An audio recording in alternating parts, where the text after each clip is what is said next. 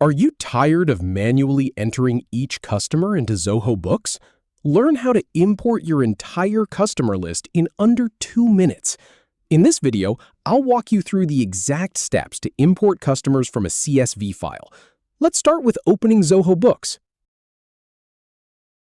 Start by opening Zoho Books in your browser. Then, go ahead and click on the Sales module on the left sidebar. Now, within Sales, click on Customers to open the customer list. Next, click on the 3 dots icon at the top right of the Customers page. From the drop-down menu, select Import. Then choose Import Customers from the options. Click Continue to proceed with the import wizard.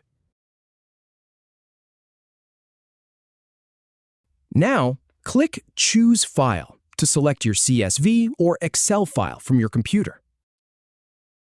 After uploading, click Next to map your fields.